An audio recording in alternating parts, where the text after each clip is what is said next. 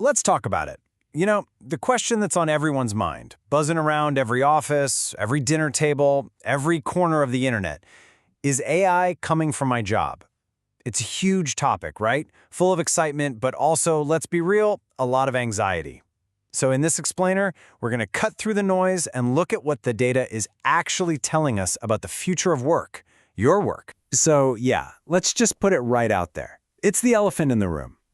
And honestly, while the answer isn't a simple yes or no, the one thing that is absolutely certain is that change is here, and you got to be ready for it. And to get a sense of just how big this change is, you have to look at the numbers.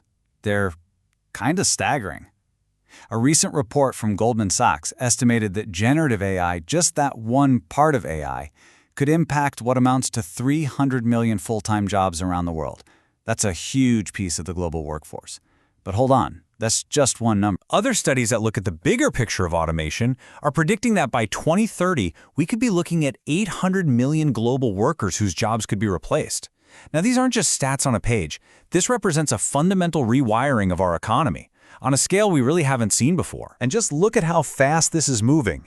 This isn't some distant sci-fi future. We're talking about massive shifts happening within the span of our own careers. By 2030, a third of jobs in the US could be automated. By 2045, that could jump to half of all jobs. The main takeaway here is the speed. This thing is moving fast. But here's the thing.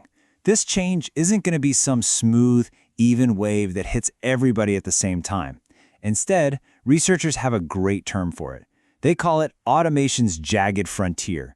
And understanding this idea is, well, it's key to figuring out your own place in all of this. The idea of a jagged frontier is actually pretty simple, but it's super powerful. Think of it like a coastline on a map. In some areas, AI is advancing like crazy, creating these deep bays and inlets of automation. But in other areas, human skills are like the high ground, the cliffs that the tide can't reach yet.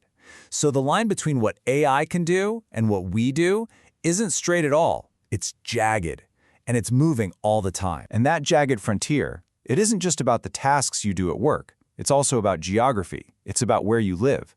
This chart from the International Labor Organization shows the developed economies with lots of office jobs, places in Europe, they're facing a much higher and more immediate risk from AI. So your personal risk isn't just about your job title. It's also about your zip code. And if we zoom in on just one country, like India, you can see it even more clearly. By 2030, we're talking millions of jobs in huge sectors like manufacturing and retail that are going to be directly affected. Now, this doesn't mean all those jobs are just going to vanish overnight. But what it does mean, for sure, is that the skills you need to do them are going to change big time. So all of this really boils down to two key ideas, two forces that are at play here: automation and augmentation. Automation, that's about replacement. The machine does the task instead of you. But augmentation, that's about partnership. The machine becomes your tool. It helps you work better, faster, maybe more creatively. Getting the difference between these two is absolutely crucial for your career going forward. Okay, so we've talked about the challenges. That can feel a little heavy. So let's flip the script and talk about the opportunities. How can you position yourself to not just survive, but actually thrive in this new world? This is where we get into building career resilience, by doubling down on the things that make us human, the skills AI just can't touch. You see, as AI gets better at all the routine stuff, our value shifts to these timeless human skills. I mean, think about it. An AI might be able to draft a report in seconds, but can it persuade a skeptical client in a high-stakes meeting? It can crunch 1 million data points, but can it lead a team through a genuine crisis? No way. This right here, this is the human advantage. This is what helps you move from competing with AI to commanding it. And this isn't just some fluffy, nice-to-have stuff. Take emotional intelligence.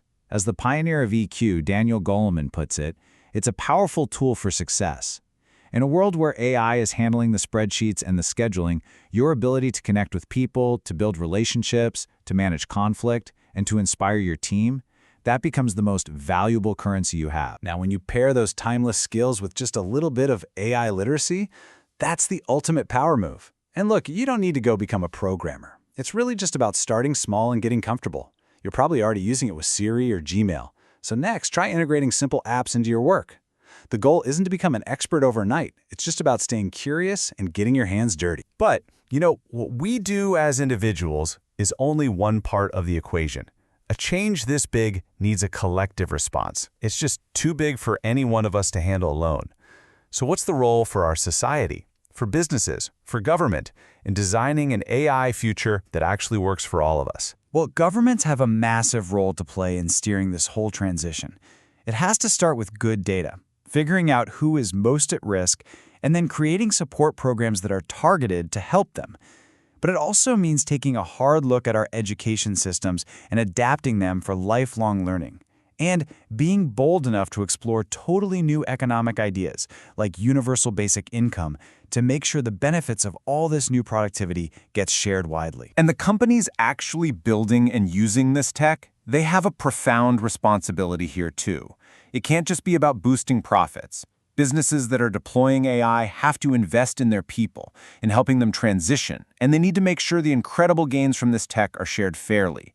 And one critical thing, they have to avoid creating what's called an accountability gap, where if an AI makes a mistake, suddenly it's nobody's fault. That's a huge issue. But amidst all this talk about change and displacement, something really exciting is starting to happen. We're seeing brand new types of jobs emerge, jobs that people are calling fusion jobs. And these are roles that just didn't exist a few years ago, where human insight and AI power collaborate to do things that neither one could possibly do alone. So what do these fusion jobs actually look like? Well, think about something like an AI ethics consultant, whose whole job is to make sure algorithms are fair, or a digital twin engineer, creating virtual models of a patient's heart to test treatments safely. Do you see the pattern here? Every single one of them blends deep human judgment and expertise with the incredible analytical horsepower of AI. These are whole new ways of solving the world's problems. So if you take away just one thing from all this, let it be this.